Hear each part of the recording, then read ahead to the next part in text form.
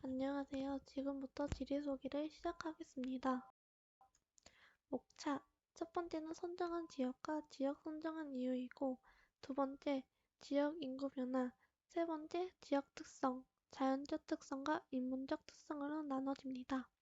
네 번째, 지역에 대한 주관적 의견, 즉 느낌, 경험담, 기대 등입니다.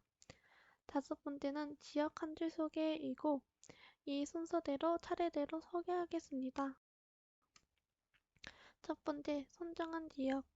충청남도 보령시이고, 보령을 선정한 이유는 보령에 있는 모두 축제에 대해서 학교에서 애들이 발표할 때 들어보면서 궁금하기도 하고 재미있어 보여서 가보고 싶고, 보령에 대해 찾아보다가 보령 해양머드 박람회가 있는데 다양한 프로그램들이 있는 걸 보고 더 흥미로워져서 선정하게 되었습니다.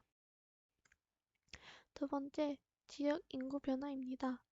코시스와 SGIS에서 통계를 통해서 인구 변화를 확인해 봤을 때 고령에 있는 인구수가 점점 줄어들고 있다는 것을 알 수 있었습니다.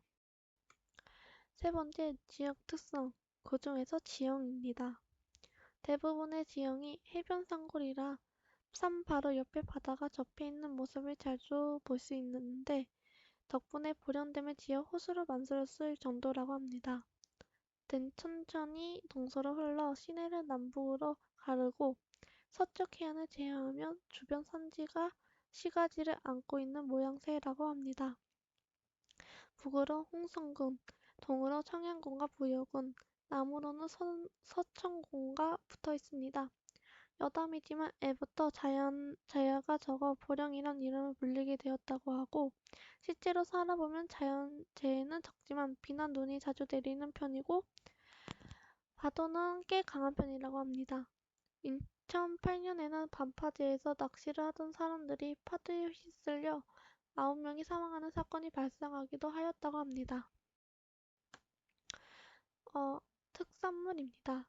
봄 3월 5월에는 방울토마토, 여름 6월 8월에는 무화과, 가을 9월 11월에는 고구마, 겨울 12월 2월에는 양송이가 특산물이라고 하고 주요 생산단지는 방울토마토인 경우에는 머드마을 방울토마토 보령시 연합회이고 무화과는 보령시 무화과 연구회, 고구마는 황토고구마 연구회 영농법인이고 양송이의 경우는 청라 성주 미산이라고 합니다.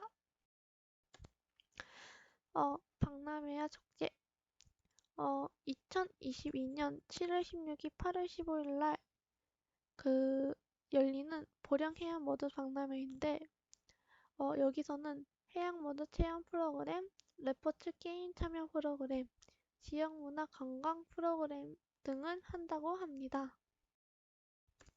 그리고 저희가 잘 알고 있는 보령머드 축제인데 2021년 7월 23일부터 8월 1일까지 10일간 한다고 하고 여기서는 머드탕, 머드런, 머드 장애물 코스 통과하기, 머드팩 체험, EDM 파티 등 재밌는 활동을 한다고 합니다. 그리고 문화재입니다. 보령 족정리 고인돌, 보령 배구산 부도, 충청 수영 진율청 등등 여러 가지 문화재가 있다고 합니다. 네 번째, 지역에 대한 주관적 의견입니다.